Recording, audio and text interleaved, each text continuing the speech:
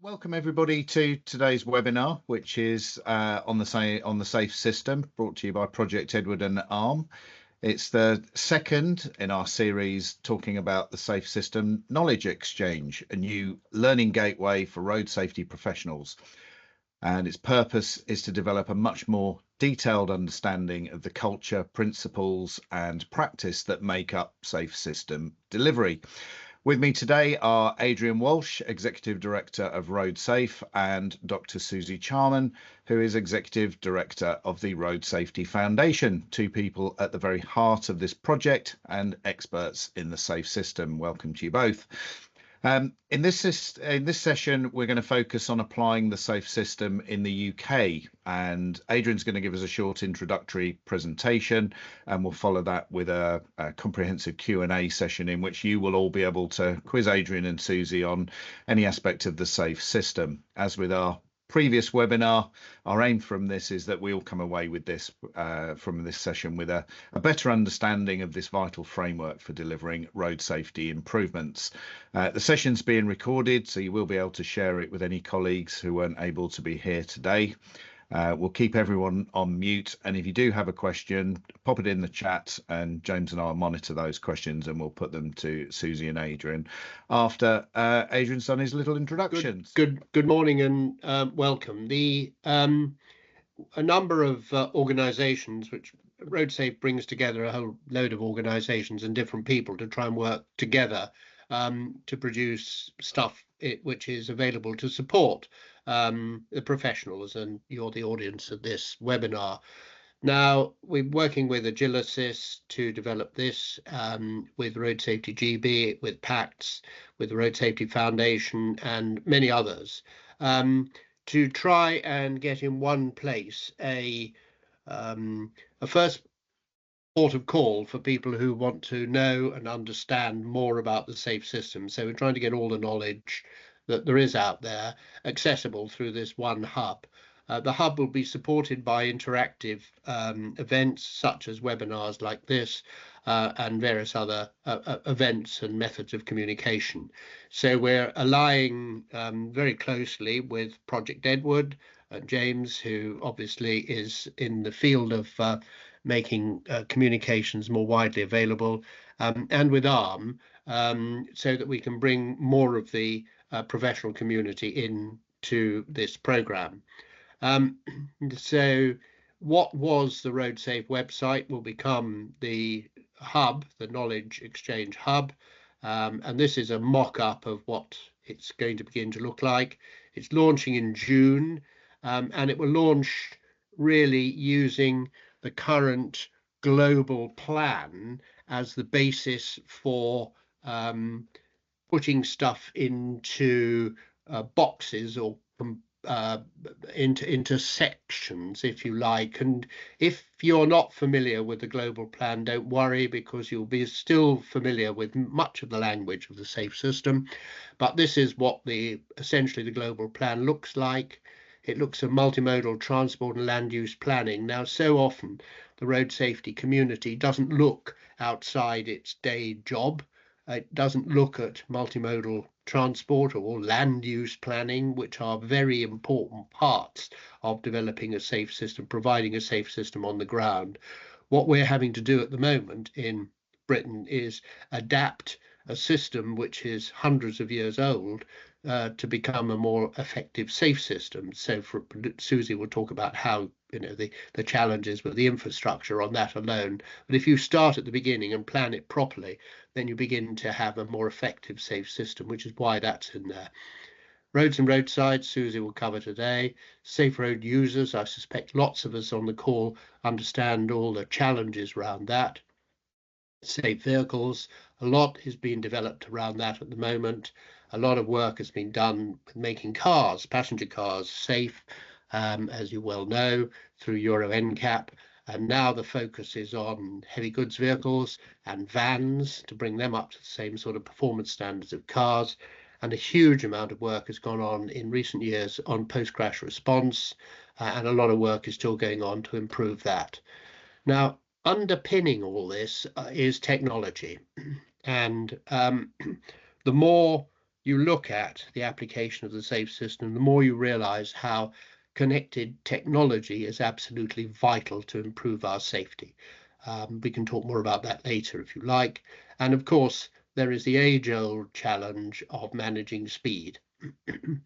Now, the two things I'd like to say about the safe system, first is that it's not really about managing speed, it's about managing velocity. And there's a big difference between speed and velocity. Speed is a component of velocity. Velocity has direction in it.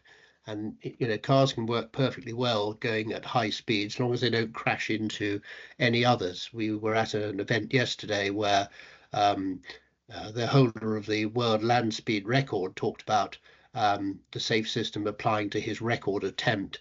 The great thing they, of course, had with that was they didn't have anybody coming the other way.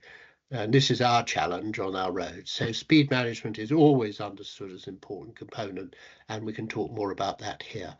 So that's the introduction to what we're expecting in the future with this knowledge exchange. What we're trying to do today is to understand your requirements, what you need from this exchange, so we can develop it and modify it so that it suits your requirements. At this stage, I think that's all I need to say. And if there are any questions at this stage, then do please ask me or put them in the chat. Thank you very much, Adrian. If you want to stop sharing your screen now, I've got a few questions for both of you. As Adrian said, any questions as we go along, stick them in the chat and we'll put them to Adrian and Suzy. So, hey, Adrian, we're focusing this webinar on applying the safe system in the UK.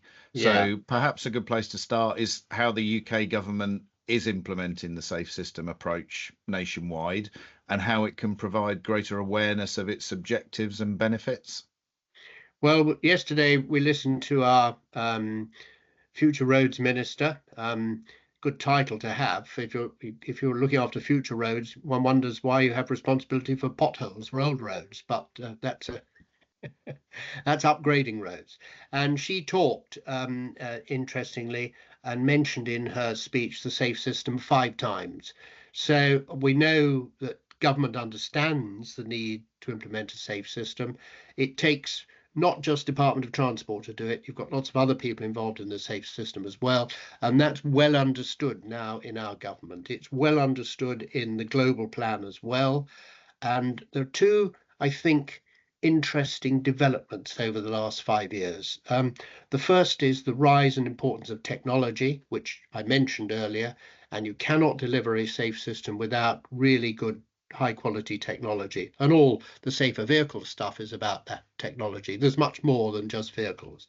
The second is the role of the private sector. There's absolutely no doubt that when you embrace the road user in the safe system, and it's about shared responsibility, the private sector plays a huge part in this. You've only got to look at the importance of logistic movement in Britain, for example, the vital role that our strategic network plays in the movement of goods and people, but particularly goods around the country. We have, most of our goods moving in and out of Britain come by sea and land in order to the point of delivery, and a few come by air and land. But the land bit almost always starts in big logistic movement, which is why we have so many trucks on the road. They're vital for us. So the understanding of that strategic network in operating safely and efficiently is well understood by national highways. It's well understood by government. It of course lacks investment in certain areas, and dealing with the appropriate investment is the big challenge that government has to apply the safe system. A long answer to a short question. Thank you. We'll touch on funding later. Suzy, welcome to the webinar. Perhaps you could start by giving us an introduction to the work that you do in relation to the safe system. Sure, thank you. Thanks for having me. So the work that the Road Safety Foundation does primarily relates to the road and speed elements of the system. That's not to say that we don't think the other bits are important. It's just other people are doing those bits, so we don't have to. So, but our focus is very much on those two elements and the way that they interact, because actually you don't get safe road design without having the road operating at appropriate safe speeds. So they very much do sort of dovetail. You might know us from our annual crash risk mapping work, where we look at the safety performance of Britain's motorways and A roads. And more recently, we've been using that work to be the vehicle for making the business case for investment in Safer Roads Funds, which is a DFT initiative that we support. So that's where we sit. We also curiously run the Older Drivers Task Force, which is something we stepped into where there was a space, where that looming issue of our aging population had sort of not been recognised at that point. Fortunately, now there are many players in that space, and we just facilitate that. So, but most of our work is in that road and speed elements. Brilliant. So one of the purposes of the SAFE system is to address human vulnerability in a collision. So how can road design standards be improved to better align with SAFE system principles over what we have now? Oh gosh, right into the thick of it. So the most important thing about the SAFE system is that it's a fail-safe, really. What we're trying to do is say that when people do have collisions, and they will have collisions because of just the way that our brains work and are fallible, that those collisions are survivable. So we've done a little bit of work recently, and some of the reports will be coming out from that, where we've tried to synthesize information about survivability of collisions at different speeds for different layouts. And the news isn't great. The sort of speeds at which we're still tolerating 10% of people being killed or seriously injured work out at about 30 miles an hour for both head-on collisions and side impacts. So this is really tough, because the sorts of roads that we can have head-on collisions on, as Adrian has already alluded to, and where we might get side collisions, are on our single carriageway road network. Fundamentally, at the moment, as all of the technology and vehicle standards and everything stands, under a safe system, we can't tolerate speeds above 30 miles an hour on single carriageway roads. So that is bad news, isn't it? Now, I'm not suggesting that we go out there and we change all of our single carriageway roads to 30 tomorrow, because even I can see that would be not palatable for anybody. But what we have to recognise is that there is a degree of risk, therefore, that might be considered unacceptable, and that we need to work out what the mitigations are to handle those risks. So it might be vehicle technologies, it might be improved side impact protection on vehicles so that you can tolerate a little bit more. It might be collision avoidance systems that mean that you don't have to have those types of collisions anymore.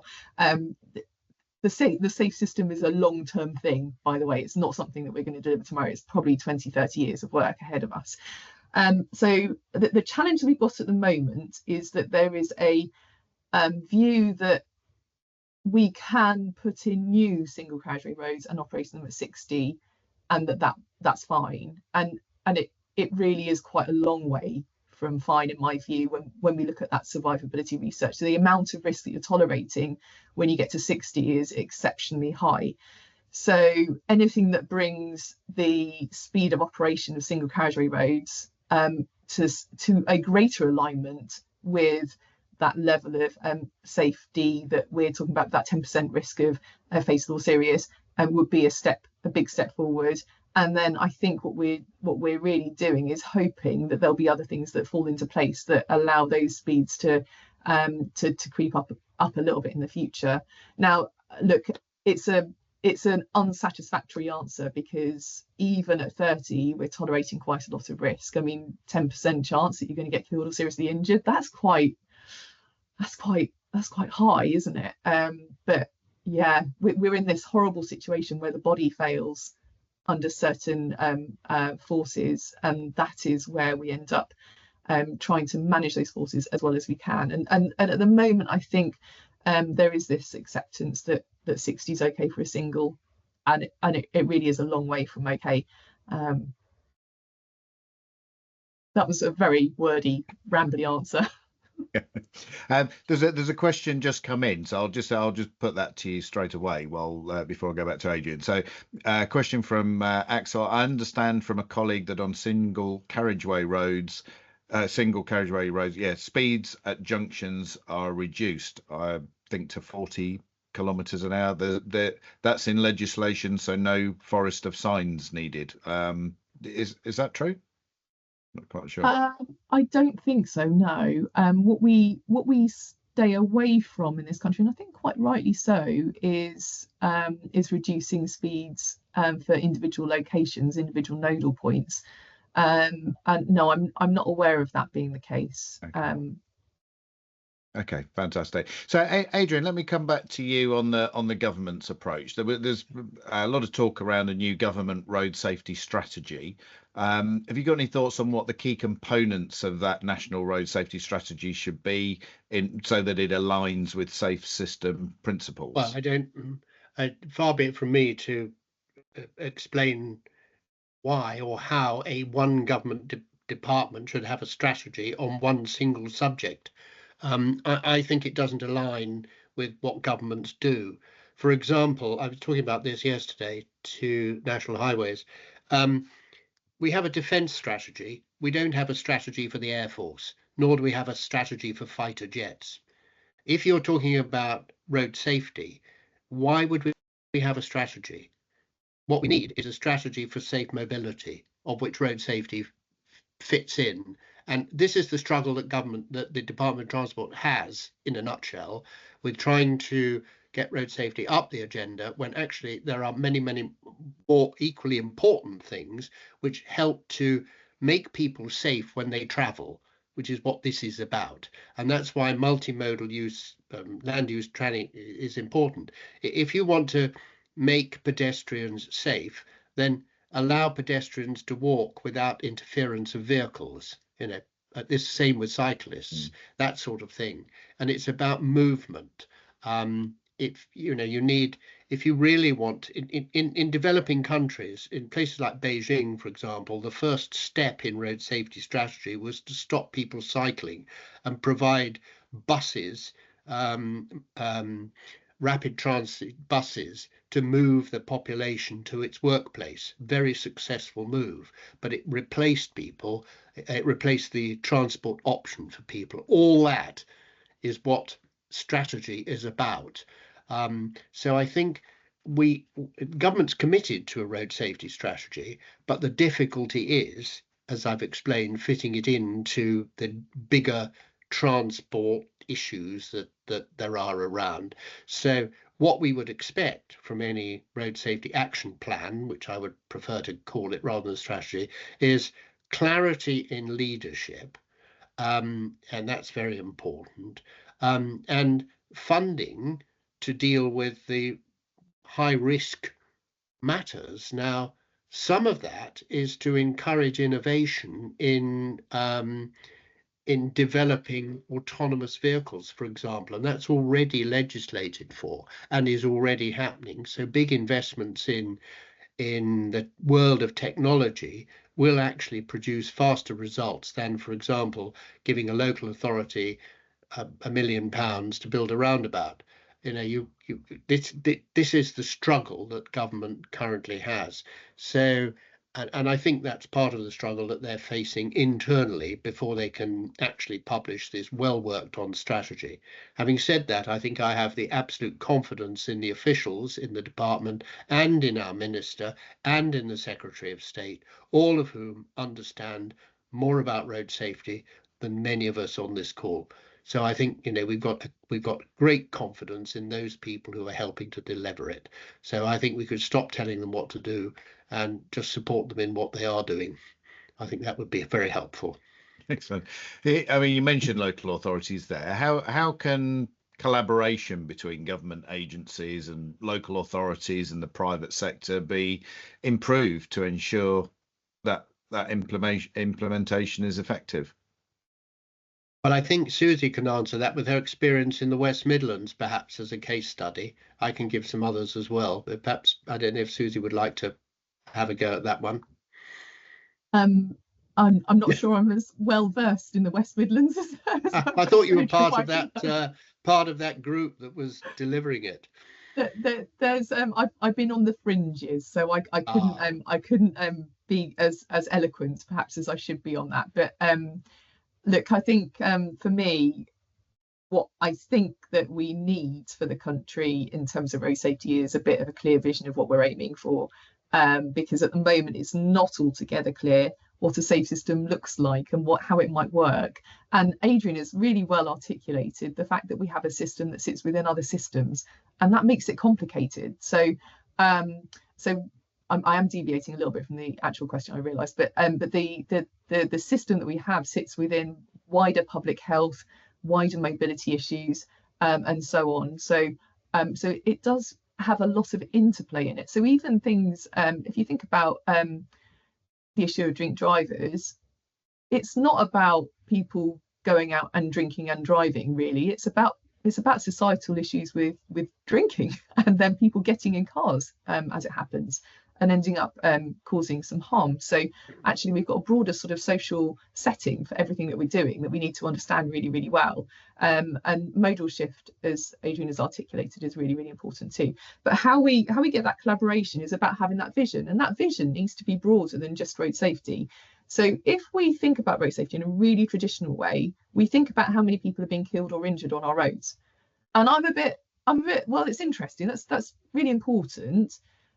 However, there's a broader issue here about the people that aren't changing mode when we need them to, so they can get healthy and active and take the burden off the roads in terms of the level of traffic. But also we've got this. Oh, I can't remember where I was going now. Oh, is this what happens in this sort of period of my life? But we also have this sense that the actions are broader than just the obvious stuff. Oh, I know where I was going to go. It's about whether people feel safe as well as whether they are safe. So we've done some work recently on neurodivergent people and road safety and their experiences.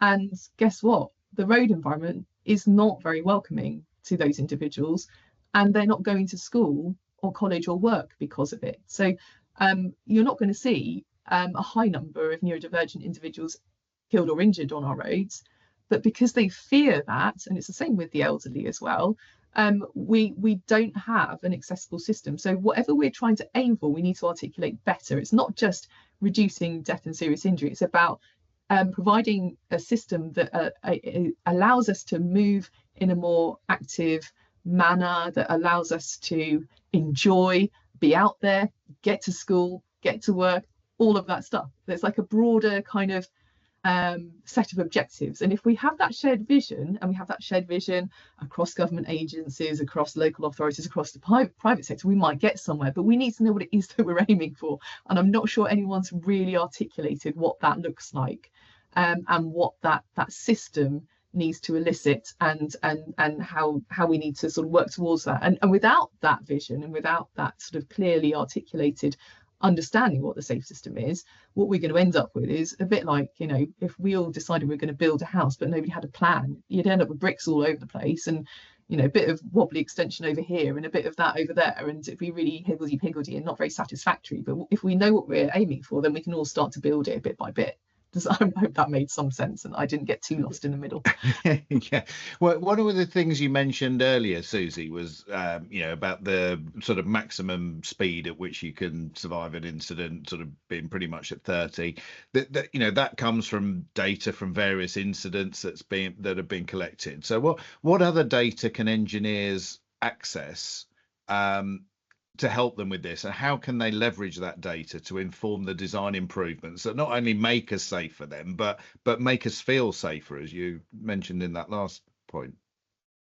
So I think we're early doors in this. There's stuff that's available at the moment would, for road safety engineers in particular, be connected vehicle data and speed data, and would be the work that we do with the ARRM surveys. So where we look at the characteristics and the compatibility of those road characteristics and layouts with the actual speeds, and we start to spot the sort of discrepancies, the gaps, where we've got much higher operating speeds than is actually safe. And the answer to that is not always to bring speeds down. It can be to safety engineer up. So if you provide better facilities and better protection on your road, you can allow those speeds to still be there, actually. So the sort of intelligence that we're seeing being more widely used now with connected vehicle data, the sort of harsh braking and swerving data, the speed data that we use in the ARRM surveys is incredible. I mean, I'd encourage anybody to use connected vehicle speed data in any of their road safety work. It's so rich and so informative, and actually, if you choose the right one, then really representative of your road users.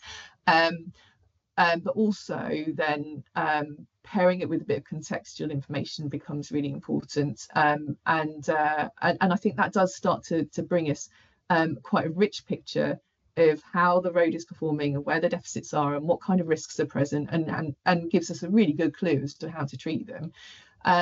The other stuff that's really important, I mean, in-depth investigation work is always important. We learn something new all the time from that sort of source. And we've also started seeing safe system fatal review panels springing up, which don't just deal with road safety engineering, but deal with the whole system, trying to identify those systemic failures and the actions that might then mean that those systemic failures aren't present in the future. Really, really important piece of work to inform how we sort of progress and what needs to change in policy and in standards and in legislation and so on and so forth. But also we know quite a lot about what we need to do already, and there are barriers to actually getting that done that need to sort of be disentangled and worked through as well. So it's not just all about more data and more information and more research. It's sometimes about doing the things we know are going to be effective and getting on with them. Yeah. So if you're designing a new road, it's you would look to design a lot of these requirements and features into that road so that it's as safe as possible. Presumably there's some significant challenges in retrofitting existing roads to try and improve them with the knowledge that you've already got, and you're saying you know what you need to do, but there's challenges in improving existing infrastructure, isn't there? So how does that work? Oh, there's massive challenges. Where do I even begin? Try doing it in Africa. Money. Yeah, we'll park money. Now, what we find, so our highest risk roads on our network are the single carriageway ones. Let's park motorways and duals and say pretty good. Maybe some of those legacy duals might need a bit of attention because they're, if you've got a brand new dual, you're pretty good. If you've got a legacy one, they can be still a bit risky with open median gaps for turning movements and so on. But we'll park those to one side. Single carriageway roads. Yeah, we have some significant challenges. If it's a rural road, our biggest challenge, trees. Trees are lovely. I like trees, but I don't like them at the side of roads because people crash into them and they do not budge when you crash into them. This we know, the root system means that they don't just fall over. They end up in your car with you, and this is what we're trying to avoid. Problem is that, of course, trees are sacred, and the environmental people get a bit upset if you start saying we want to clear them or replant new ones elsewhere and bring down existing old trees. That's not very palatable. So we have this environmental challenge. Space generally, we have such constrained spaces to do stuff within. So ideally on a single carriageway road, you want to have lovely roundabouts and types of junctions that slow you down upon approach and give you nice angles of impact rather than nasty angles of impact like T junctions where you get really brutal side impacts which really do harm and maim. So we'd like to put in roundabouts, but there's never enough space. We'd like to put in a bit of runoff roads protection. Just having a little narrow strip can make all the difference for people then being able to recover and get back onto their track. But we don't have space for that either. So the constraint of space is really, really tricky. And unfortunately, what that really means is that we can't engineer our way out of the problem very effectively. We can do bits and we can make it a little bit better, but ultimately we'll be tweaking around the edges. The big gains come, sorry to say it, from speed management, because as Adrian articulated earlier, it's about that kinetic energy and the amount of energy that's exchanged within a collision that determines whether people live or die. and taking some of that kinetic energy out by reducing speeds is actually a really, really important strategy for those very, very constrained single carriageway roads that we have. It's also, you know, speed management is also a bit cheaper than doing hard engineering, let's be honest. So in challenging fiscal times, then speed management is probably your best win. Now that then becomes problematic for so many reasons because of impact on journey times and so on. But we do know that slightly slower speeds also bring some journey time reliability benefits and some environmental benefits as well. So lower carbon use, less heavy braking and so on. So if we can smooth those journeys out, then you have fewer particulates. So there's all sorts of co-benefit that can come from those slightly slower, smoother journeys to sort out those single carriageways where we're very, very, very constrained. Urban environments, the big challenge is our urban arterial roads that have a very mixed function as you move along them. They've got a kind of movement function because you're trying to get people into the heart of a city, but you're also going through residential areas and places where there are shops and so on and so forth. So you've got this mixed function. That's really tricky to deal with adequately. And so some of this, remember that broader context and the broader system within the system is about trying to get people into public transport instead of being in personal vehicles, freeing up a bit of space then to allow walking and cycling facilities down these urban arterials and adequate crossing points and so on. So yeah, it's not an easy juggle for any road authority trying to get this right. Excellent, thanks. Adrian, a question's coming for you from Chris regarding the massive developments of distribution depots at key points on the strategic road network. I've just answered that in the chat. Yeah, I mean, this is the challenge. We all want more. We are an expanding population. We're a growing economy. We need logistics in order to make it work. We haven't got a lot of space in this country, and we've got to move the stuff around. So that's why good land use planning is absolutely essential to improve safety. This is critical for it. The government understands that. You know, for example, this is why they've given more money for a new tunnel under the Thames, you know, and it is a long-term. This is order to reduce congestion, to improve the distribution of goods around the Tilbury, North Kent area. That's good land use planning being thought through. So yes, this is a very important part of what we might be calling the strategy. It's bigger than just road safety. So the other thing I would say is that the big change, as I mentioned earlier, is that the private sector is really beginning to understand it has a role to play here. Big businesses, particularly manufacturing, work on a just-in-time delivery system. So the components for the car are on a truck being delivered to the factory 5 minutes before they're fitted into the car, type thing. You know, the engines for minis that are put together in Oxford are manufactured in Brazil. This is the example of a global industry we're in. Now, how do you move the engines to the factory in Oxford just to get it fitted into the car at the right time? That takes careful logistic planning. And if there's a traffic crash on the A45 and the truck doesn't arrive in time because it's stuck in a jam, then the car doesn't get built in time, and that costs money. So everybody is interested in getting this right and moving towards a perfect system. Of course, it's not going to be perfect because people are involved, but that's the principle behind it. So the governments do work very carefully with the logistics sector on this. The Logistics UK is one of the big trade associations, very involved in all this, as is the Road Haulage Association. The other thing is that many of those businesses, and increasing numbers of those businesses, are really investing in their understanding of safety. Drivers are absolute gold to those companies. They're rare, they're difficult to get hold of, difficult to hold on to because they get sick and age more quickly than other people and so on. And so the Driving for Better Business program, which was highlighted yesterday by the minister, is absolutely critical in getting businesses to understand how they invest in their people to make certain they deliver their goods safely, on time, and efficiently. So that's an important commitment from business and industry, and many big businesses are committing to zero target ambitions in road safety. Toyota has just just signed up. Total has signed up to this.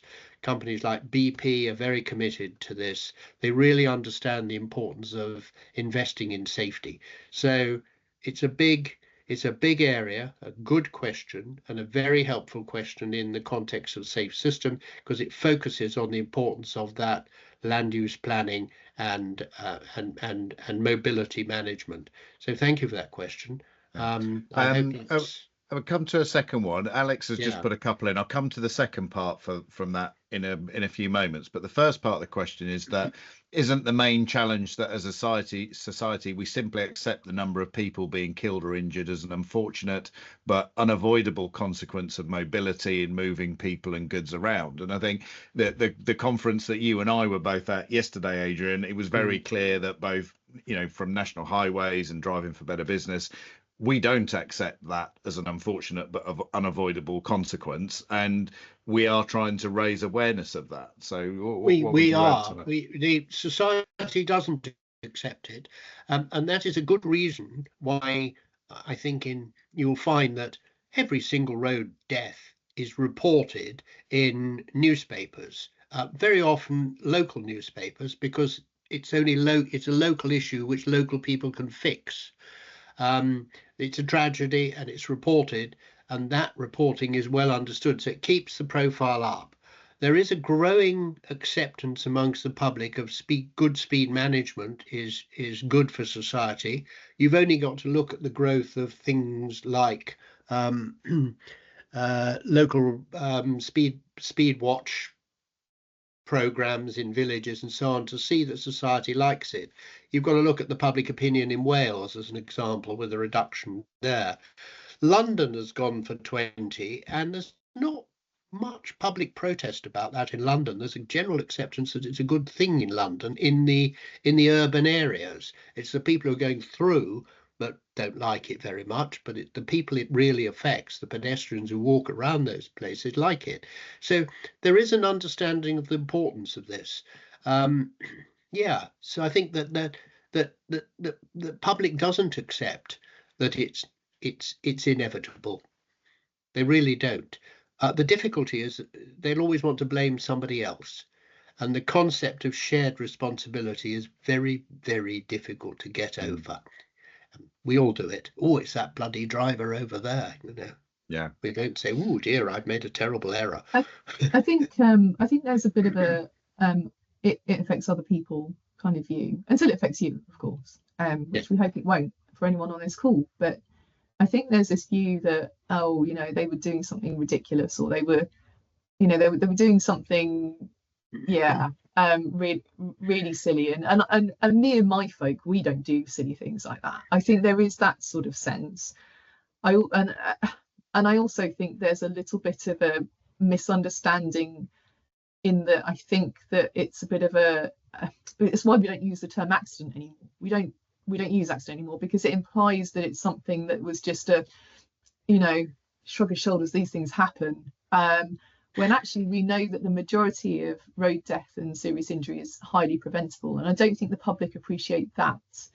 The challenge comes when we're trading off different things, and we trade off journey time versus safety in transport appraisal all the time. And this becomes, I mean, this is the blight of my life, I think, really. The issue here is that, first of all, we don't put as great a value on prevention of death and serious injuries as we do on being stuck in traffic. So according to some research, it's better to be dead than stuck in traffic, according to the way we value these things, which is alarming. It really is alarming. Equally, we also place a lot of value on journey time, just journey time, without taking into account the journey time impact of the fatal or serious collisions that are happening on our networks. If we eliminated fatal and serious collisions, all those really nasty, surprising bits of congestion that we experience, you know, a lot of them are going to disappear, I think. So I don't think we've really valued on the other side of the equation that very well. And I also suspect that for hauliers, yes, journey time is important, but I think journey time reliability probably trumps it to a degree. Yeah. We know that arriving early is just as bad as arriving late, because you've got to find somewhere to put your truck whilst you wait for your slot. Don't want that either, you know. So we want to know that we're going to get to our destination when we're going to get to it.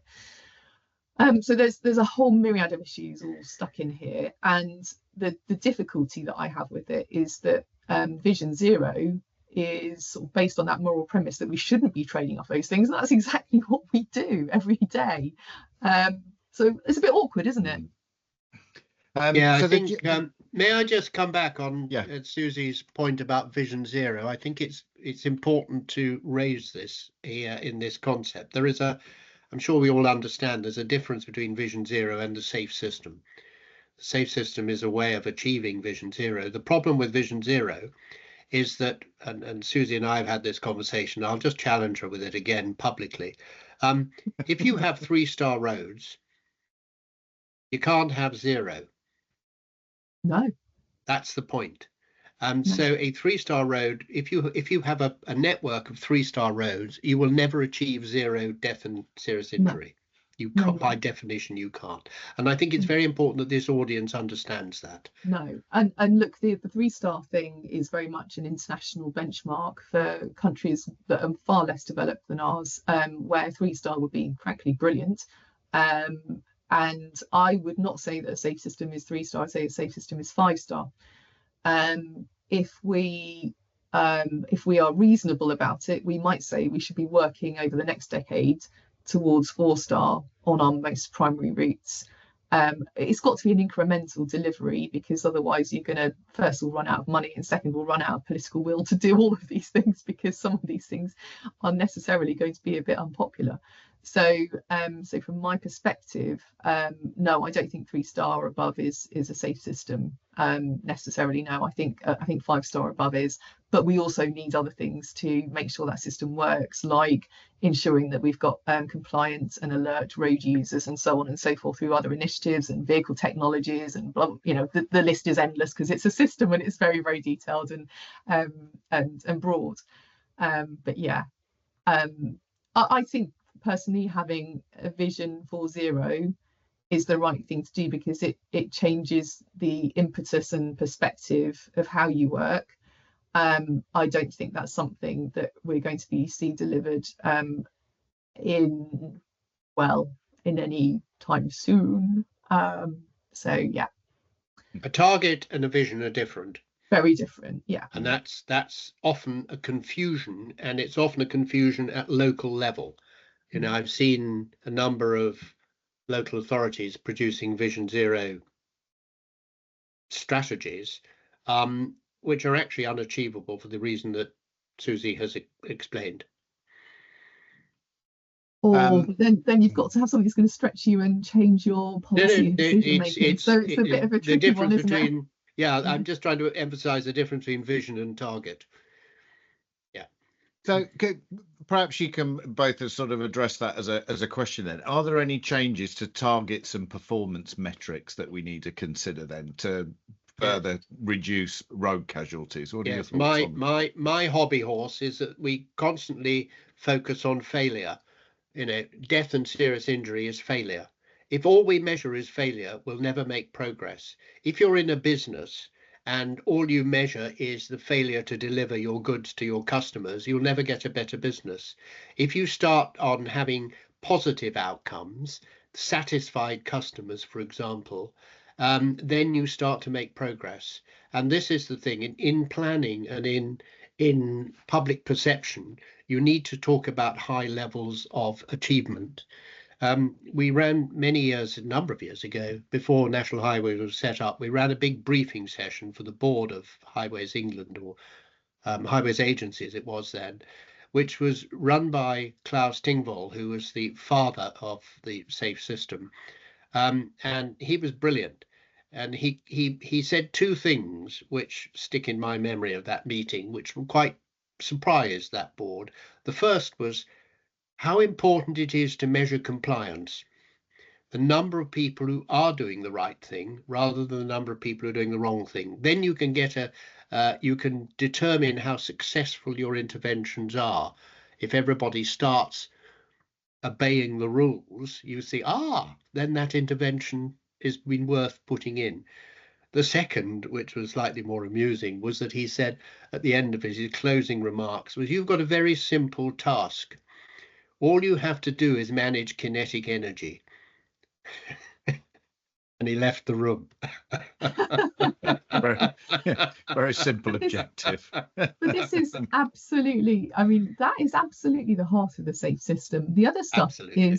is a lesser Yeah. part, Yeah. somehow. But the management of kinetic energy is absolutely critical. So if you think about lead safety indicators or performance metrics, I absolutely agree with Adrian. They should be positive. They should be how am I tracking to get this thing better? And it shouldn't just be about historical collisions.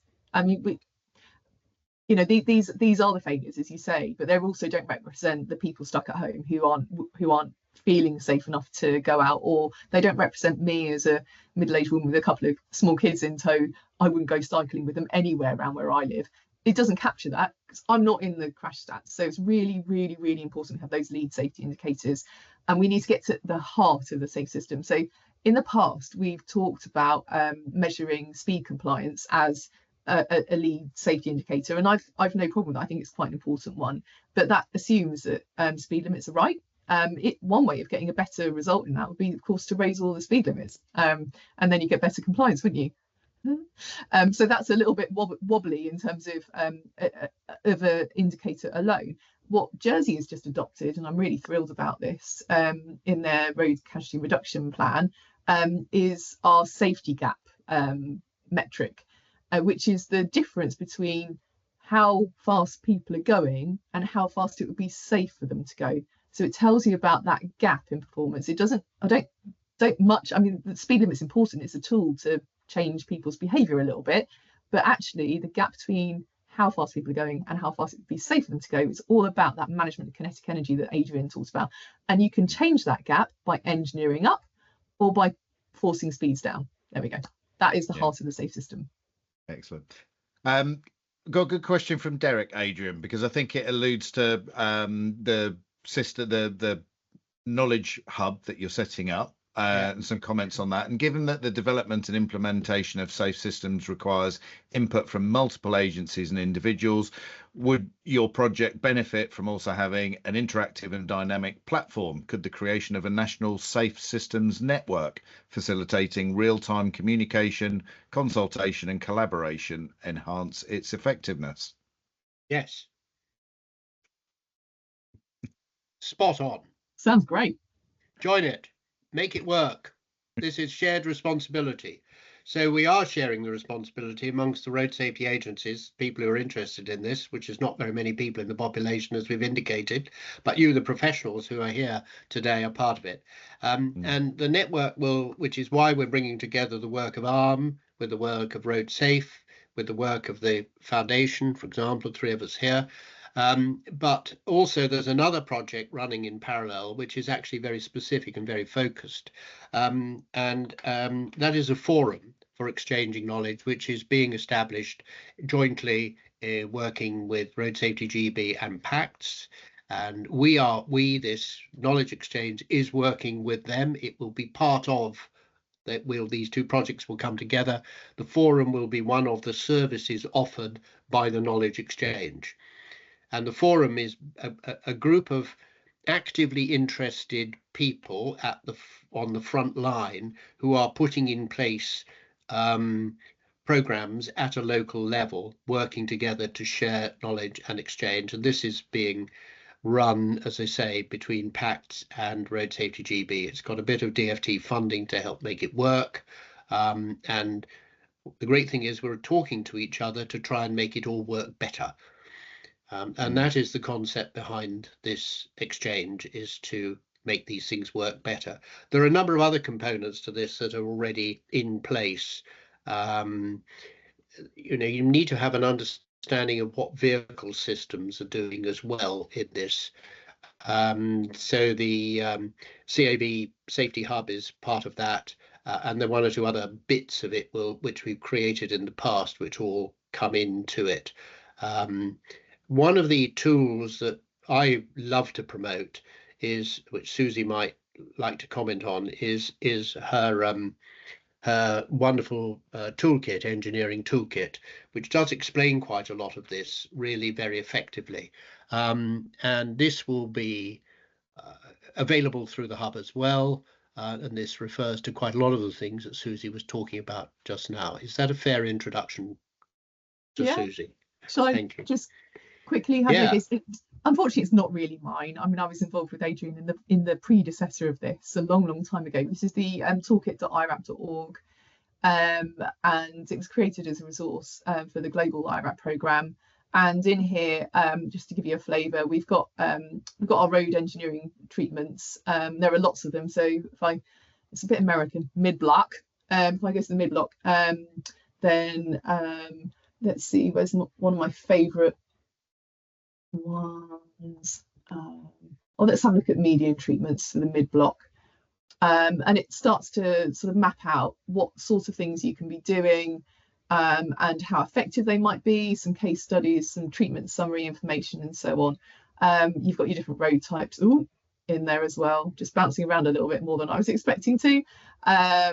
Different road types, different crash types. So if I pick run-off roads, crash type, it tells you about those sorts of things that are going to be relevant, and the sorts of things that you might be able to do in response to those things, and summarises the sorts of treatments that are available. So it's been around for quite a while. The bit I like is the effectiveness. It gives you the value benefit, the cost benefit for these things, and it's quite useful at local authority level for briefing people who deal with the money. You can say, if you invest X, the result is such and such. I mean, if you know, the classic is painting a white line down the middle of a road and the effect that has on human behavior. That's all explained in there. So it's a very, very helpful toolkit, and I think at local level could be enormously valuable for people, particularly when they're trying to get money for interventions. You know, you can achieve far more by painting a white line than you can by educating 200 people, for example. Yeah, absolutely. Oh gosh, I mean, so that there's a whole bunch of resources that IRAP provide that are quite relevant for this. So there's this toolkit which is very accessible and has been designed to be very accessible for people that are starting potentially from quite a low position, but also noting that there's a bunch of more detailed information in here if you want to dig a bit deeper into references and so on. Also on the IRAP website, irrap.org, there's a load of very, very detailed information about what we call the crash modification factors, which sounds incredibly dry, but it tells you about how the IRAP model has been constructed, but also then tells you in a bit more detail what those impacts would be of different treatments under different circumstances. So if anybody wants to look at that, then and needs some guidance on that, just contact me. But there's a whole bunch of information out there to sort of satisfy that need to make the case and provide the evidence for making changes. Right, that looks like an excellent example of how to sort of share good practice and thinking in that. So one of the questions I had was, we're all kind of starting at this from, I guess, different levels of understanding of the SAFE system, and all the different areas of the UK have got their own specific different challenges to deal with. So how can local variations in policies and standards and approaches be harmonised to ensure that we have a consistent application of SAFE system principles across the region? For me, this is where central guidance is really important, and specifically for the things where we need consistency. So speed limits, for example, if you get greater consistency, you're going to get more credibility, you're going to get more compliance. So there are some aspects where having that consistency is absolutely essential. There are other aspects where actually a little bit of variation might bring you a bit of innovation. So you don't want to stifle any kind of localization agenda in all of this, but there are some And I think we need to decide what those critical things are that require consistency. Another one is direct vision standard, for example. If you end up with a direct vision standard for London and then somewhere else decides to do something a little bit different, that's going to cause absolute chaos. So there are some things where we just need everyone to pick up the same sort of rule book, if you like, but other places where there can be a little bit more leeway. And that is the job of central government, is to set those standards. And they do it in two ways. One, they do it by road traffic law, the Road Traffic Act. It's always a challenge. And Richard Alsop, who was one of the great gurus of all this, always advised governments to be very, very careful in applying legislation, because he said the difficulty with traffic, as we know it, is it's very modern in our society. The humans have yet to really understand how to live with it. That takes many generations. And the second thing is it's very intrusive. As a piece of law, it's almost more intrusive than any other. It affects almost everybody every day for a lot of their time. It's hugely intrusive in our lives and difficult to understand and live with for all those reasons. And it's far more complex, actually, than the tax law that surrounds us, he used to point out to government. So fiddling with it does not produce quick results. It produces confusion, anger, rejection, all sorts of things like that. We had all this with the introduction of seatbelts many years ago. The lobby against it was huge, and this is true right across the world. It's not just here. So for a government to fiddle with the law is difficult. Fiddling with regulation is a lot easier, and we really do want the government to play on the regulation side, which is why the advice stuff that Suzy was talking about for local authorities is hugely important. Those standards, if they like, are vital. They're very, very important in vehicle safety. The general safety regulations, which apply across Europe, have yet to apply in Britain, although most vehicles are built to those standards, and they're producing huge safety benefits already. And it's that kind of stuff that we really need the government to do. And we rather hope that this new strategy will embrace all that. Fantastic. Thank you very much for that, both of you. We're up to the hour now, so I'm not going to have time for any more questions, but I really appreciate both of you sharing your insights with us today. I think there were a couple of extra questions, so I might come back to you and ask for a response after that we can put in with the recording. We will do some light editing on this, and it will be published on the Project Edward website, which is at projectedward.org, and we'll send an email out as soon as that's live. And then you can either watch that again or share that with some colleagues. So there'll be other webinars coming up. We're trying to publish 2 a month as part of Project Edward. So sign up on the Project Edward website, and then you'll be alerted as soon as we announce some of those. And we're going to be announcing quite a few in the next week or 2. So Suzy, Adrian, thank you very much. It was a really informative discussion, great value. And we had some good thanks and feedback in the comments. So thank you both, and we'll see you all again soon.